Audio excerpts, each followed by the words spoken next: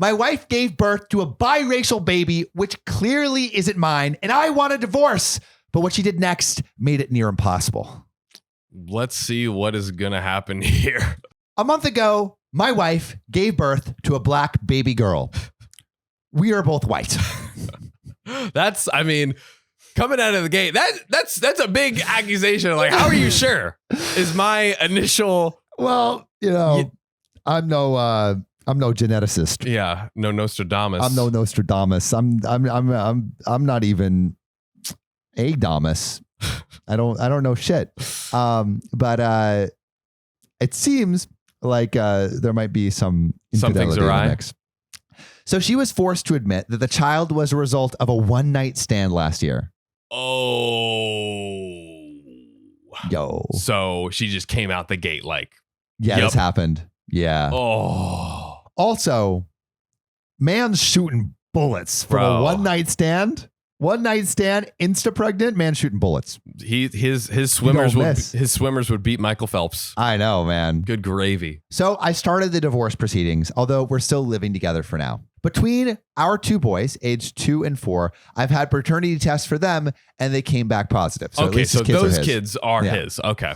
Her infant daughter and her having lost her job to COVID, living together as amicably as possible until the divorce is settled, is an unfortunate necessity. Right. So he can't just like kick her out. He technically could, but it would be like, she'd be like her homeless. And the baby. Yeah, that's bad. That's bad. Okay. Naturally, I have no ill will towards the baby, and I've been disgusted by some of the comments I've heard from family members, friends, and coworkers and others, all who seem to be fixated on the racial angle of this. Awful. As if the most salient part of this isn't that my wife cheated, but somehow it's with a black guy and that the baby is black. But honestly, like that's not what matters. What matters is the infidelity. And also I love how like the husband is still trying to like do right by the wife and by the kid, but like, hot damn, he should have, seen this coming earlier. Absolutely. Like he should have researched her beforehand or something. Yeah, exactly. You can use public data check just to be sure. You know what I mean? Yeah, you can look up people's like real names, their addresses, criminal records, any skeletons that might be in the closet. Exactly. So if you have someone that you're not too sure about, use publicdatacheck.com or check our bio link. Oh, well, back to the story. Mm-hmm. So what really worries me, this is from OP's perspective, and my 2 sons, is that they might pick up on these narratives, like these things that are going on, right? They're too young to really understand what's happening now, but I'm worried that as they grow to understand the situation, that they might grow to resent their half-sister for breaking up their parents' marriage. Oh, yeah. Wow. That didn't cross my mind. OP's thinking ahead, dude. Seriously. And he's thinking so...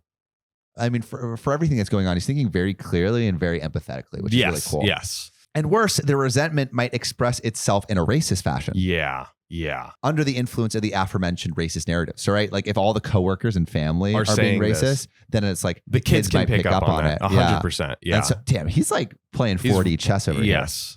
As he should be. Any thoughts on how I should try to influence my sons away from that perspective? It probably doesn't help that we live in a suburb with very few black people, and their half sister is really the only black person my children know. Oh boy! Yikes! Oh man! I don't know but all right, just really quick. Yeah, there is an update. But before we get into it, I want to hear what you think. 100%. He should sit both of them down and like explain it probably multiple times as they grow up. So, like, you think like now? Probably. If they don't, so if he starts seeing anything, he should do it immediately. Yeah, there's no reason why not to do it immediately, but you got to do it multiple times because they won't remember fully. Now, but the subconscious biases can like sink in early and be carried out. So you have like do like check-ins. The 2 and 4, like the 2-year-old version of like, hey, mommy and daddy are gonna live separately. This is your half sister. Mm-hmm. She might not look like you, but she is your sister, and like you should. Yeah, there's no reason. There's no reason that you shouldn't love her the same way as you love her brother. Feel angry at her or feel anything like that wasn't. And I think just having that conversation like multiple times. That's super smart. I've actually never thought about like. I've always thought about like, oh, like when do you have the sex talk with your kids? Yeah, or like stuff like that. Yeah.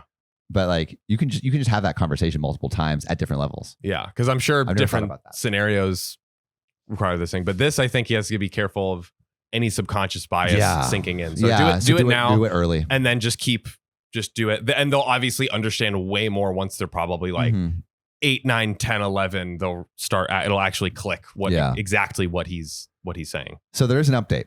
Oh, the big takeaway for me was that I need to lead by example here, not excluding her in any way because of her paternity, so that she and my sons would see her as a full member of the family. That's great. Honestly, this approach is great. He's listening. He's asking. Very smart. Also, I'm liking this. I need to be more active in confronting the bigoted and ignorant nonsense I've been hearing and teach my sons to do the same and to protect their sister. Yes, definitely. I've spoken to some of those responsible since and made clear my feelings on this, and that she is to be treated as a member of the family. And if I find out that they've ever said things like that to my sons or their sister, that they won't be allowed around us anymore. Good. That's what you got to do. I've spoken to my wife about this. I love how he's still calling her his wife. I kind of hear people do that sometimes. Yeah, though. It's rough. I mean, when you think of someone for so long as your wife, like it's I get hard to shed. And we're more or less on the same page. She's been begging me to forgive her and not go through with the divorce, but that's not going to happen. Even if I didn't consider the cheating unforgivable, I just don't feel any love for her anymore, other than the platonic affection for her as the mother of my children. My sons are handling this as well as can be expected. My 4-year-old doesn't fully understand, but is upset by the change in the household. Thankfully, he's easily distracted. Coco Melon, baby. Yeah, give him like a 3DS. That's dating me. You remember 3DS? I guess that is dated, huh? Oh, 100%. Yeah, the puppy PSP? thing. PSP, yeah. That's old. That's old shit. I remember the thing with or DS. DS was the first one. Nintendo DS was right. That was the before OG. the 3D. Yeah. And I remember it was like you could send like written messages or something with like people in your area, and that's how certain things started. What?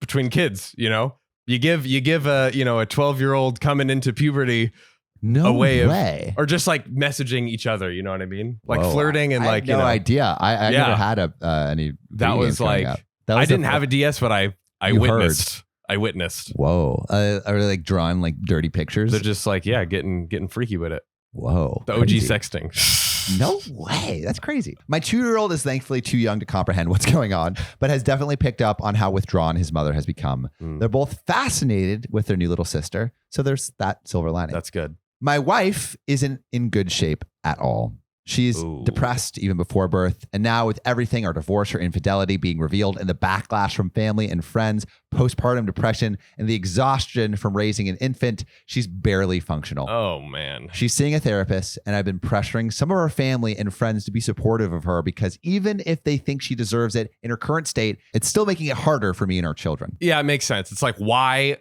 Get her to understand the error of her ways and grow from it. Like, I don't think continually punishing someone she still has to be the mother to that other two kids. So you don't want her to like completely just go off the rails, right? She needs some support. 100%. Also, I'm just realizing right now, like he didn't find out until the baby was born. Like imagine being in the waiting room or in the birthing room. I don't know what they call it. And like, you're just like, that's not my baby. Dude. That would be fucked. That really would be. I didn't even think about that. Because there's the delivery room, but for 9 months. Yeah, up to it. You're thinking that's my kid. This is your child. You're getting like you're just mentally, and then that switch up is just insane. Can you imagine? Insane. Bro, that would be so fucked. Wow. It's become very obvious to me that even after the divorce is finalized, we're going to have to live together for a while. She's in no shape to be taking care of 3 kids without someone else around to support her. And I'm not willing to deprive her of her sons by seeking sole custody. It's also too difficult financially. She's lost her job because of COVID. Like, what's she going to do? Again, salute to you, OP. This is good stuff. As for the baby girl, she's healthy and fairly easy by baby standards. Since I've been helping take care for her, I've bonded with her and I've discussed the possibility of adopting her with my wife. She can't contact the father as the only thing she knows about him is his first name. Damn, bro. Come on, OP's wife. Come on. Oh, God. Oh. Watch that name be a fake name. Yeah, damn, bro. Oh, and given our co-parenting situation, it feels like adopting her as my daughter would be the best outcome for all involved. However, there's been a wrench thrown in that plan. It was brought to my attention that there may be a way of finding the baby's father, namely by having her DNA tested by Ancestry DNA. Oh. If the father or one of the relatives is also taking the test, we may be able to find him through the DNA match database. Aha. If I'm being completely honest, I'm not happy about this. I've already started to think of this baby girl as my daughter, and having him in our lives would massively complicate the family dynamic. Plus, we live in Seattle, and she met him in Philadelphia. So God knows how they'd even make that work if they wanted to. However, I recognize that this is a selfish reaction. Man is being the most unselfish man in the universe right here.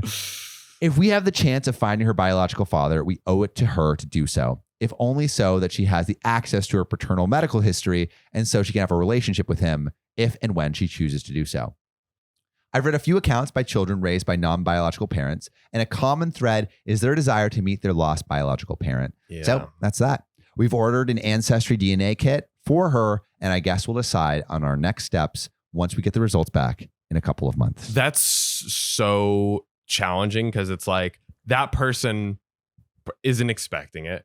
You have no idea if he wants any interaction with the kid or not. And just by introducing it, the family dynamic, like you said, could, it's so complicated. He could start fighting for, or if he custody. Does wants it, then he could start fighting for custody. And then that, wow, this, kids, is why you don't cheat in a marriage.